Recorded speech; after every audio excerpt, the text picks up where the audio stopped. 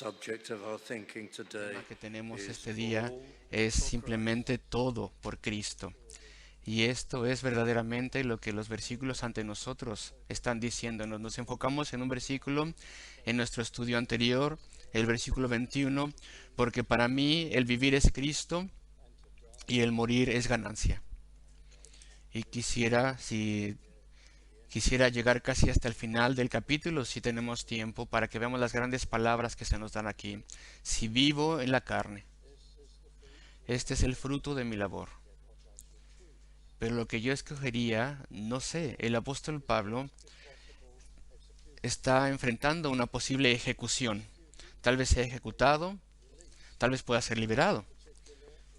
Este, esta cárcel en Roma, este tiempo en la cárcel en Roma, hasta donde entendemos el registro del Antiguo Testamento, del Nuevo Testamento, nos deja ver que tal vez fue liberado.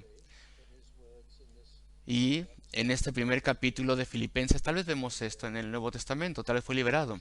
Y después fue vuelto a poner en una cárcel y después fue martirizado, fue decapitado bajo el emperador Nero. Pero en este punto es una amenaza muy grave, muy verdadera, y él no sabe si sería liberado o ejecutado. Decapitado tal vez, o asesinado a través de una golpiza terrible. Esto era común entre los oficiales romanos, o ahogado. La práctica era encerrar a alguien en un saco y ahogarles, o tal vez ser arrojado a las bestias salvajes. No leemos absolutamente nada de esto aquí. Es notable lo que tenemos aquí. El apóstol no es como nosotros. Cuando él piensa al respecto de la muerte, él no piensa en la forma en la que será ejecutado, y los terrores y los horrores, y el dolor y la angustia. Él más bien está preocupado que a través de la oración de las personas de Filipo y otras partes, él pueda tener un buen testimonio. Y un buen testimonio. Y que Dios utilice su ejecución. Pero ante todo, él se gloría en el hecho de que todo será ganancia para él. Porque él iría directamente a aquel a quien ama, a Cristo, para estar con él. Y entonces ahí es donde entramos a la narrativa en el versículo 22. Mas si el vivir en la carne resulta en beneficio para la obra.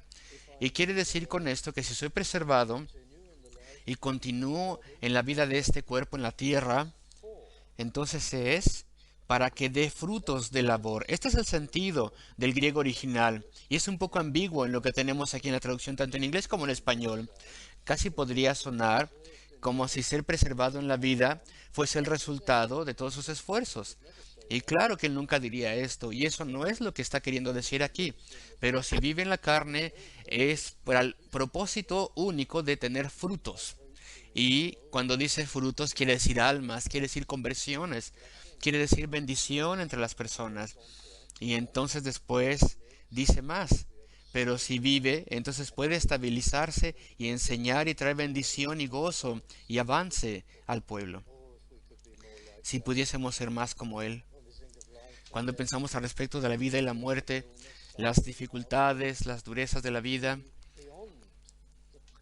ojalá que pudiéramos ver más allá del dolor y las cosas físicas y pudiéramos ver lo que está haciendo Dios y cómo Dios nos está preparando y usándonos y el testimonio que tenemos que tener a través de estas cosas. Y si morimos, bueno, pues en última instancia nuestra situación será mucho mejor. Estaremos con Cristo y si vivimos, bueno, pues entonces habremos sido preservados para que podamos ser fructíferos y útiles y podamos agradar a Cristo.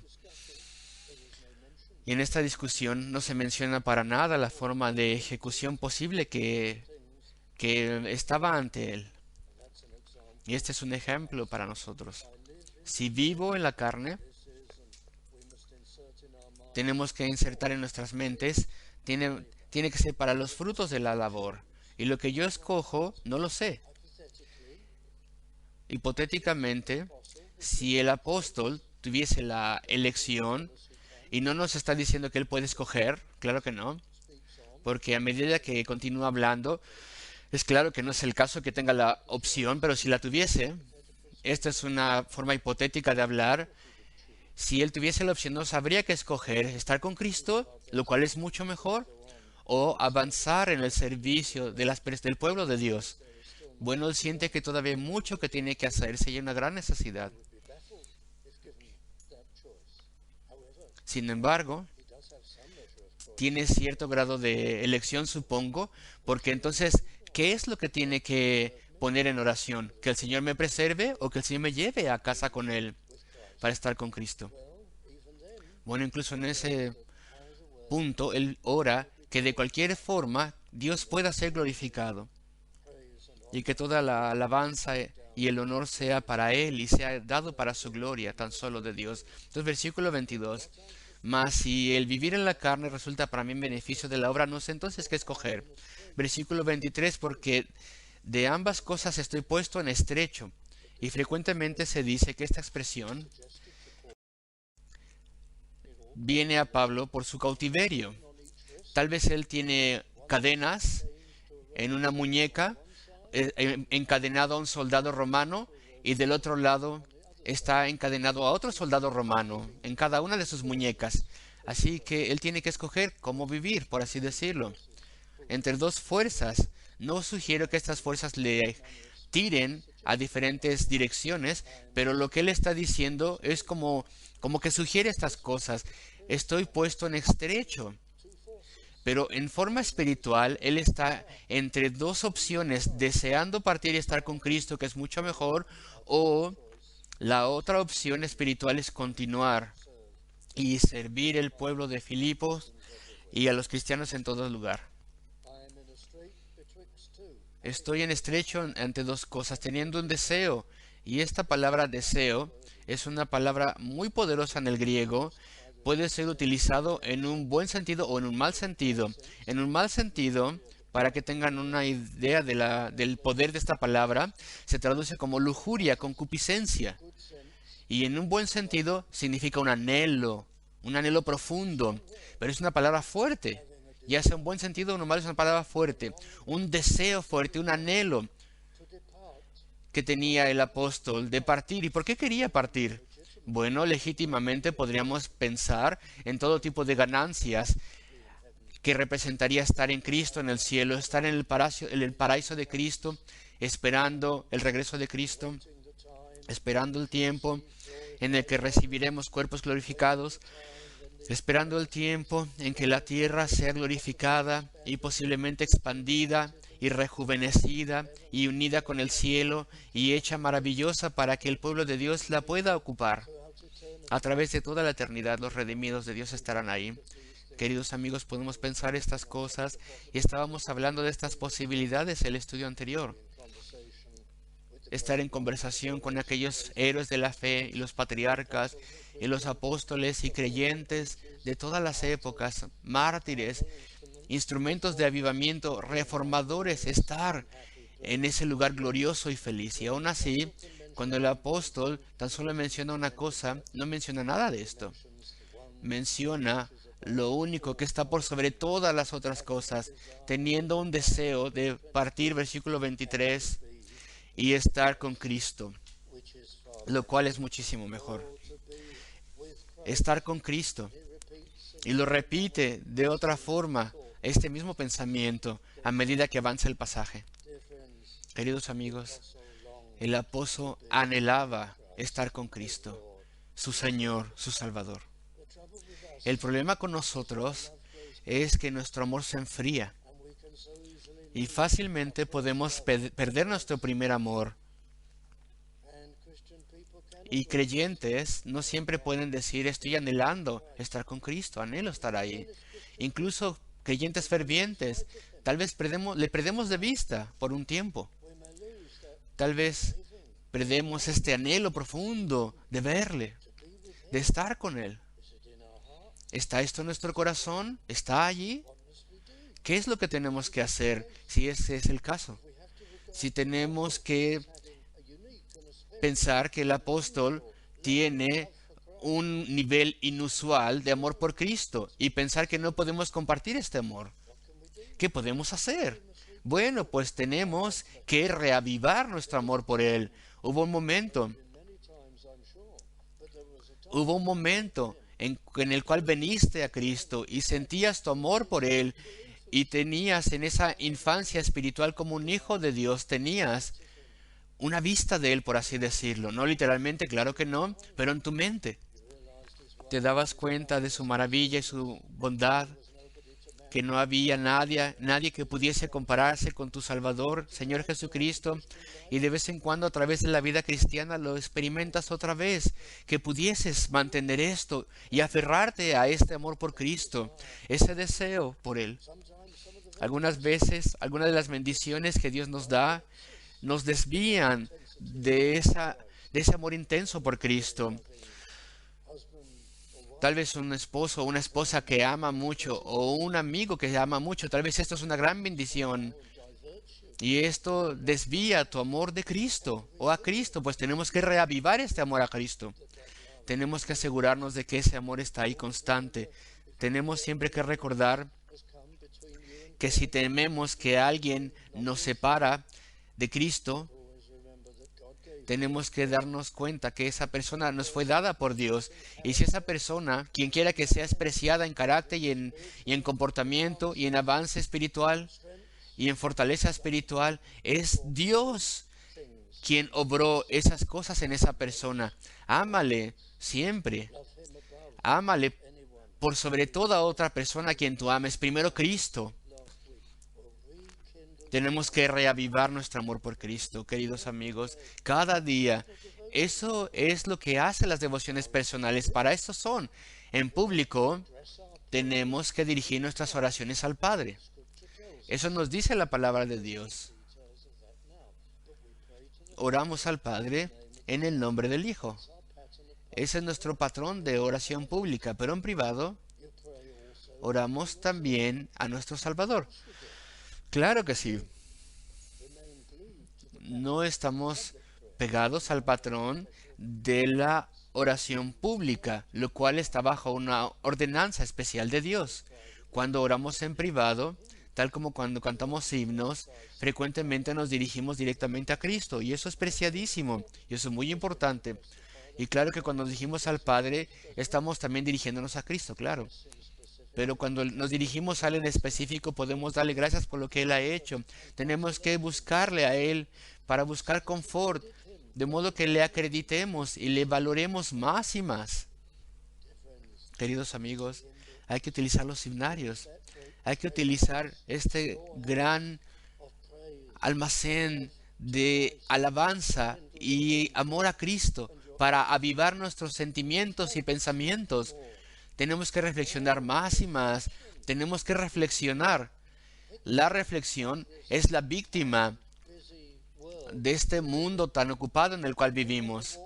Ya no estamos detrás del arado, con tiempo para meditar y reflexionar. Ya no hacemos cosas que nos dan esa oportunidad. El centro de una ciudad, estamos aquí, con todos los medios electrónicos, y hay cosas que nos bombardean en todo momento. Y te pregunto, ¿esto ha apartado la meditación y la reflexión de tu vida? Te pregunto, ¿pasas tiempo meditando porque Cristo es tan valioso para ti? Repasando las grandes cosas de la fe, gozándote en ellas, meditando en las cosas de la fe. Eso es vital para que podamos reavivar nuestro amor por Él. Y también lo mismo es en el amor humano. No mantenemos amor humano por el esposo o la esposa y otras personas sin reflexionar un poco al respecto de esta persona. Si nuestra mente está vacía y no tenemos ninguna apreciación por esa persona, pues el amor es erradicado, inevitablemente. Y lo mismo pasa con Cristo. Hay que verle en su palabra. Hay que aprender a verle en el Antiguo Testamento y en el Nuevo también. Este es mi Salvador que estaba detrás de esto. Este es mi Señor que se estaba manifestando a sí mismo. Ese es su amor, ese es su poder, su bondad, su planeación. Este es su esquema. El miércoles vamos a tocar el 4.º capítulo de Génesis. ¿Y acaso no es maravilloso? Y ya le di un título.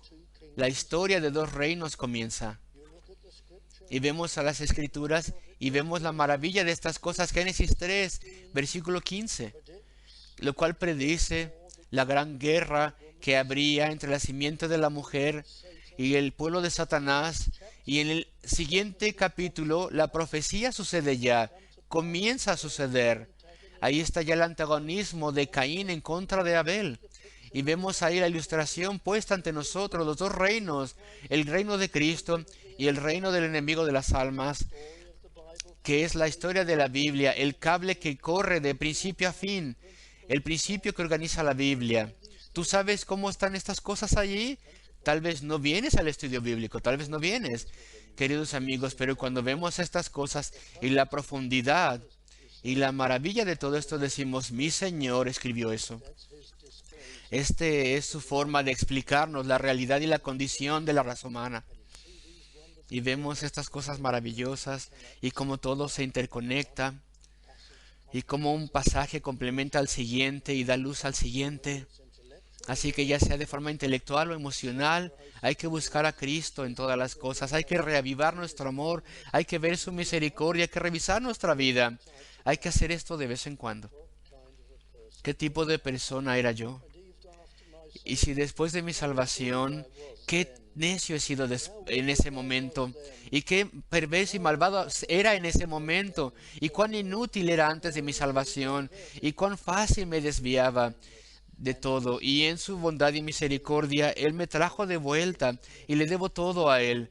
Hay que revisar nuestra vida, hay que recordar aquellas tremendas respuestas a nuestras oraciones y la bondad de Dios y las cosas que Él ha hecho, de modo que podamos amarle y podamos avivar nuestro amor por Él. Es algo que tenemos que hacer, queridos amigos, y tenemos que esforzarnos en ello, y tenemos que meditar y reflexionar, y le damos gracias y le alabamos.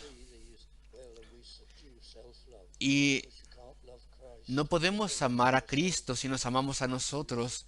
Así que sometemos todo nuestro amor por nosotros mismos, toda nuestra autogratificación, toda nuestra autopromoción, todo lo suprimimos y amamos a Cristo más y más.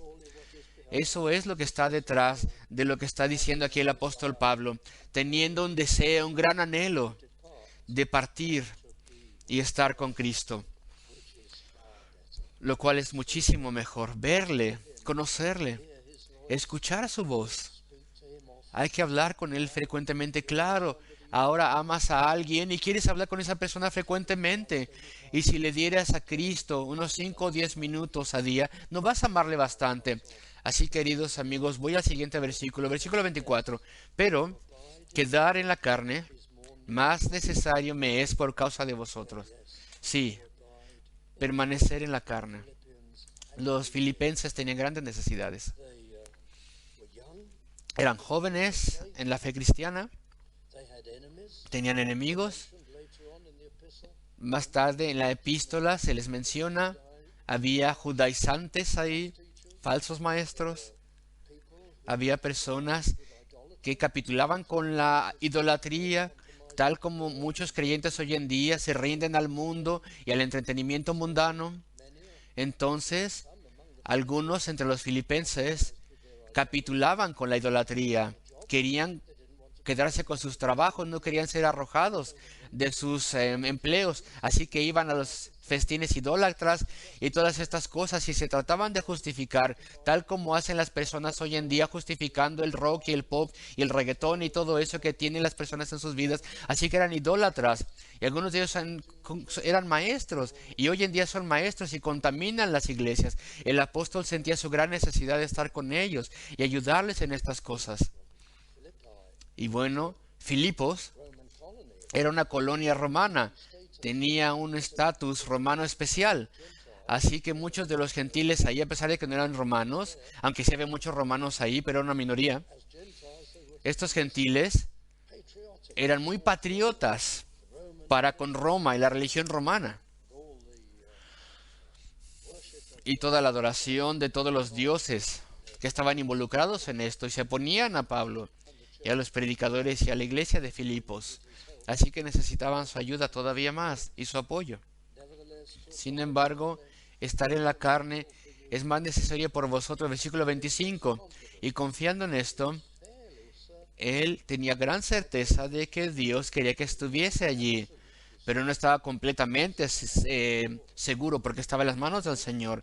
Pero él sabía, él sentía que posiblemente se quedaría. Yo sé que permaneceré con vosotros para vuestro provecho y gozo de la fe. Esta palabra provecho es una palabra especial. Habla al respecto de tener progreso, avance. El cristiano siempre tiene que estar avanzando. Y te pregunto, ¿estás avanzando? ¿Estamos avanzando? ¿O estás quedándote en el mismo nivel? ¿Estás aprendiendo más y más al respecto del Señor? ¿Hay un proceso de santificación en tu vida? Te pregunto. Pecados que son derrotados, virtudes cristianas, gozo, paz, gentileza, fe, ¿todo esto se produce más y más en tu vida? ¿Hay avance, hay progreso? ¿Eres más espiritual? ¿Estás viendo las cosas más espiritualmente? ¿Estás orando más? ¿Estás siendo capaz más y más de tomar cargas y golpes de la vida y poder atravesarles con la ayuda del Señor? ¿Estás teniendo más servicio, más fruto para el Señor? ¿Eres más eficiente en oración, en tu ministerio de intercesión? Y hay personas que vienen al Señor por ti. ¿Eres más estable en la fe cristiana? Los ataques de Satanás tienen menos y menos efecto en ti. Así que todos necesitamos preguntarnos, ¿estoy avanzando y progresando? Y el apóstol anhela verles avanzando. No tan solo de esa forma, sino para el final del versículo 25, para vuestro provecho y gozo de la fe. ¿Tu fe te está haciendo una persona más feliz? El apóstol Pablo tenía muchas cosas que podríamos esperar que le podría dar gran consternación y dolor. Él tenía una responsabilidad personal por todas las iglesias. Él sentía esta responsabilidad y recibía noticias de esta y esta otra iglesia. Y había buenas cosas y malas. Había desengaños. Y si tan solo él pudiese llegar a esos lugares, y al que no era un hombre anciano cuando escribió esta carta, todavía no tenía ni 60, pero para los estándares de hoy en día, podríamos decir se veía como un hombre de 80, porque era un hombre cansado y enfermo. Y humanamente, él no podía llegar a esos lugares y pastorear ahí. Él tenía gran preocupación y él era atacado una y otra vez y perseguido. Y aún así él era un hombre feliz. Él tenía gozo en su fe. No que él tuviese la habilidad de que de alguna forma olvidase todas sus preocupaciones y sus problemas. Él no era una persona extraña que puede elevarse y hacerse indiferente a las realidades difíciles de su vida y vivir en una burbuja propia donde todo es color de rosa y un gozo creado en su mente. No, el apóstol Pablo sabía cómo evaluar una cosa con la otra y compararlas y qué cosas tomar seriamente y preocuparse por las cosas duras y al mismo tiempo tener en una perspectiva adecuada a su Señor y a su Salvador y el poder de Dios y las bendiciones y todo lo que estaba ante él, todo lo que puede ser logrado por Cristo. Así que él podía mantener el gozo de su salvación y sin, sin ninguna hipocresía, él podía alentarnos a gozarnos cada vez más y a gozarnos constantemente, queridos amigos. Eso es lo que tenemos que hacer. Hay que aprender a evaluar las cosas, hay que sopesar las cosas adecuadamente, hay que mantener en mente el poder de Dios y la bondad de Dios y las cosas por las cuales podemos agradecer al Señor y las bendiciones y las maravillas que nos son dadas por Dios. Ese es el versículo 25. Sé que quedaré y aún permaneceré con todos vosotros para vuestro provecho y gozo de la fe.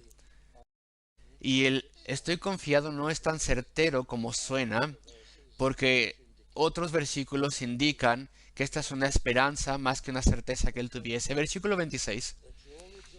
Para que abunde vuestra gloria de mí en Cristo Jesús por mi presencia otra vez entre vosotros. Eso es un versículo difícil. Y voy a parafrasearlo un poquito, porque la forma en la que tenemos que traducirlo, siguiendo el orden del griego no nos da un buen sentido, ni en inglés ni en español. El sentido es el siguiente: que vuestro gozo sea amor abundante, que tengan gran gozo en Cristo, en Cristo Jesús. Tendrán gran gozo y daréis alabanza y gratitud a Cristo por lo que Él ha hecho por mí. Este es verdaderamente el sentido del versículo.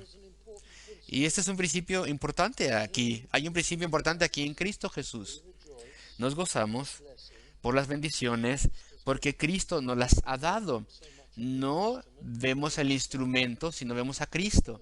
Por ejemplo, un pastor predica un mensaje, por ejemplo, y 20 personas vienen a Cristo.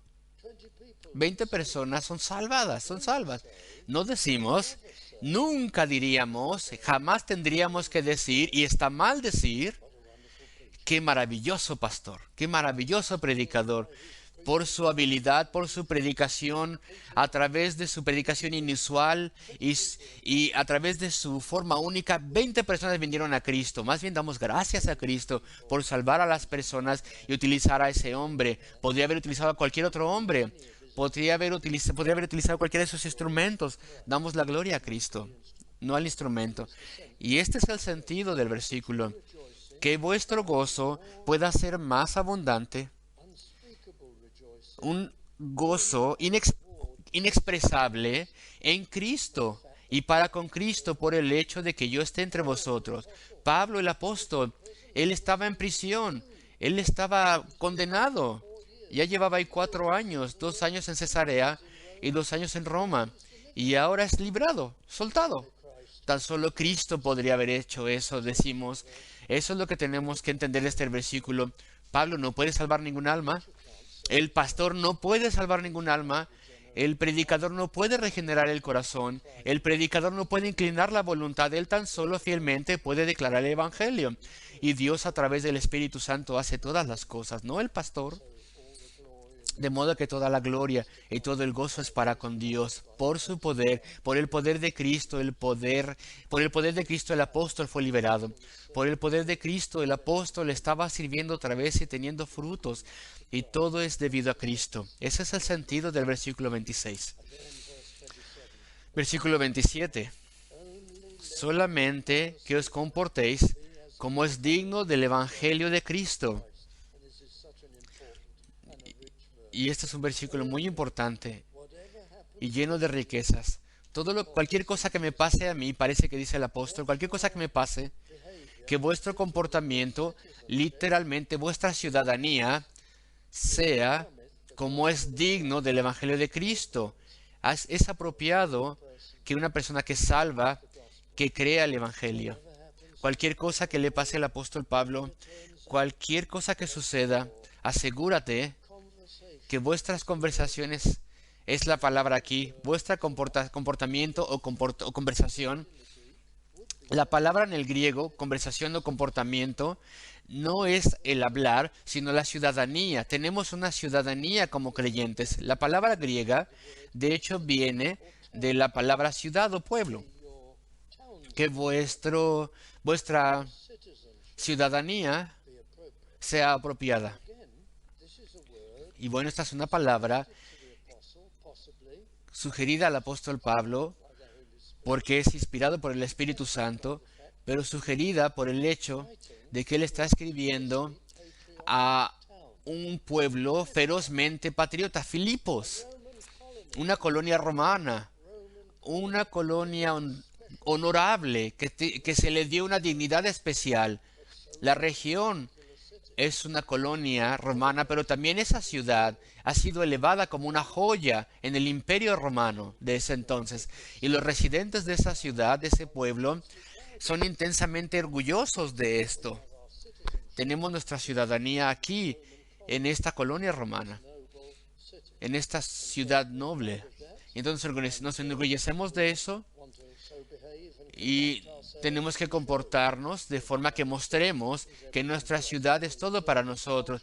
Bueno, vamos a observar su cultura y el apóstol está tomando prestado eso y dice, ustedes creyentes en Filipos y en cualquier lugar tienen una ciudadanía celestial, bíblica, el reino de Dios. Y tienen que honrar eso. Y tienen que vivir de acuerdo con ello. Y esto es un tema importante hoy en día. Y espero que ustedes sepan esto. Hay un movimiento tremendo, incluso entre creyentes bíblicos, un movimiento tremendo y tendencia de olvidar todas estas cosas. Hay un movimiento en los Estados Unidos y aquí en Gran Bretaña y expandiéndose por todas partes, un movimiento que verdaderamente quiere dejar de lado la noción de dos reinos, el reino de Dios y el reino de este mundo.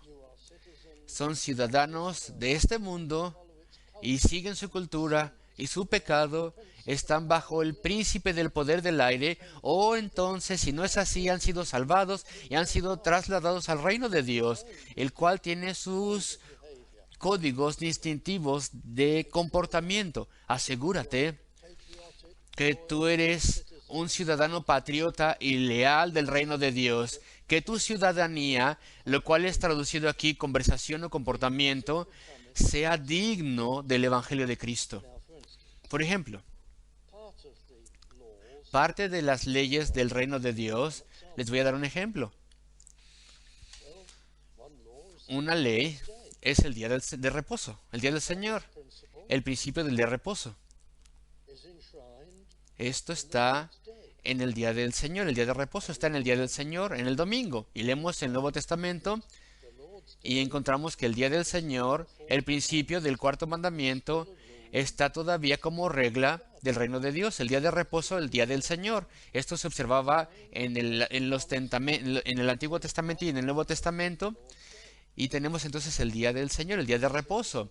Y si somos ciudadanos del reino de Dios y tenemos la oportunidad, no somos esclavos, no somos impedidos por algo, a veces sí se nos impide venir, pero bueno, si podemos, entonces honramos el día del Señor, el domingo, el día de reposo.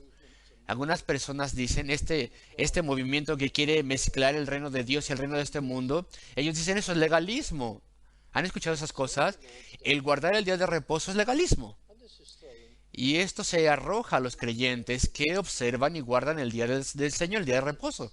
Lo triste es que si escuchamos que alguien dice, eso es legalismo, ellos te están diciendo, y yo no quiero tener falta de amabilidad, pero ellos son tan ignorantes que no saben el significado del término legalismo. Legalismo tiene un significado muy específico. Es una palabra que significa que crees que la salvación es por obras, en justificación por las obras. Eso es lo que significa el legalismo. ¿Crees que la salvación es por gracia? La salvación libre, dada por Dios, comprada a través de la muerte redentora de Cristo, o crees que tienes que justificarte tú mismo a través de tus obras y ganarte el reino de Dios? Legalismo significa entonces guardar la ley o los estándares de la ley porque tú piensas que tu salvación depende de que tú hagas eso. Y claro que el verdadero creyente no cree ni por un momento que su salvación dependa de que guarde el día del Señor. Eso es lo que Él hace de forma voluntaria, porque Cristo requiere que lo hagamos. Eso es parte de su esfuerzo de avanzar en santificación para agradar al Señor. El verdadero creyente cree que su salvación es a través de la gracia tan solo. Así que no guarda el día de reposo para poder asegurar su salvación. Guarda el día de reposo porque es salvo por la gracia y desea agradar al Señor. Pero la persona que dice que el guardar el día de reposo es legalismo, no entiende ni siquiera lo que significa el legalismo. Él piensa que significa guardar cualquier regla, por cualquier motivo que sea, por cualquier razón. Él nunca ha buscado el diccionario, no sabe ninguna teología, no sabe lo que la palabra de Dios enseña y lo que nuestra traducción protestante histórica dice. Él no sabe de lo que está hablando. pues no podemos ser groseros con ellos, podemos ser gentiles solamente. Y si te dice eres un legalista, eso es legalismo, dices, a ver, querido amigo, y lo decimos con una sonrisa, mira, tú no sabes lo que esa palabra significa, querido amigo. Lo decimos dulcemente y lo detienes. No significa lo que tú crees que significa. No significa que tenemos que estar en contra de toda regla. Significa que no tenemos que guardarlas para poder guardar nuestra salvación. Pero tú guardas las reglas del reino para obedecer a Dios y agradarle, porque Él te ha salvado. Entonces lo haces gozosamente, por tu propia voluntad. Es la ley de libertad del creyente. Y se lo explicas a Él. Y si es necesario, o abres un diccionario secular. Y ahí en la definición del legalismo podrías ver, y espero que tu diccionario lo tenga allí, tendrías que ver que una de las definiciones del legalismo es una creencia de la justificación por obras en vez de por gracia. Incluso un diccionario secular lo tiene así, y él no lo sabe. O se olvidó lo que aprendió en la escuela, si es que alguna vez se lo enseñó a alguien. Y lamento esta desviación, pero tal vez nos ayude. Hay reglas dentro del reino. Hay estándares. Y la ciudadanía significa guardamos estas reglas gozosamente por nuestra propia voluntad, por amor a Cristo. Pero bueno, hay bastante que podríamos decir aquí.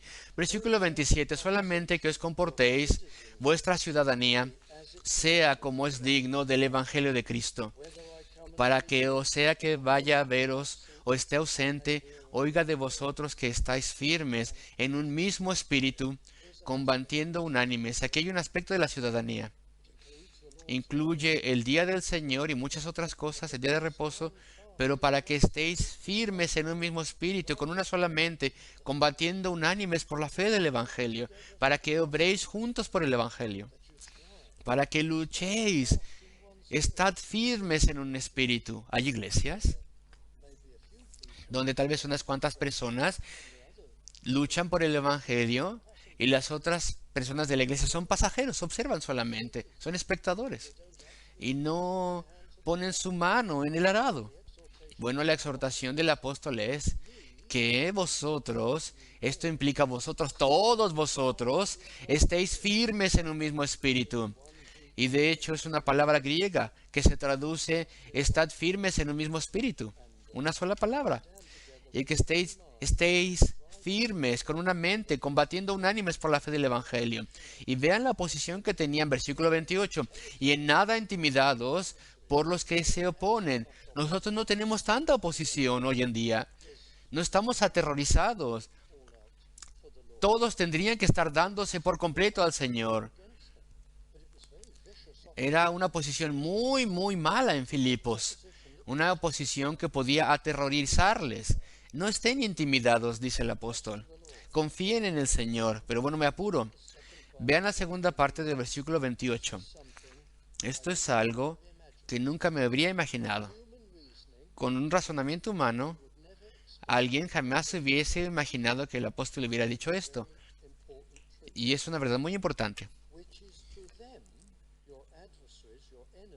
Mas para vosotros de salvación y esto de Dios, y para ellos es una muestra de perdición de su juicio, y para vosotros de vuestra salvación de Dios. Entonces, bajo inspiración, el apóstol está diciendo que para ellos es indicio de perdición. Y el apóstol dice que si pueden evitar ser intimidados por vuestros enemigos y predicar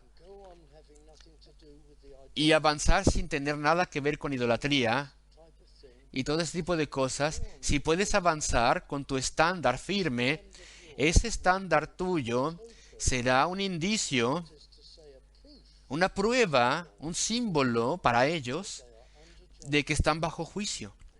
Sí, claro, ¿de verdad? No lo hubiera esperado esto, ¿o tú sí?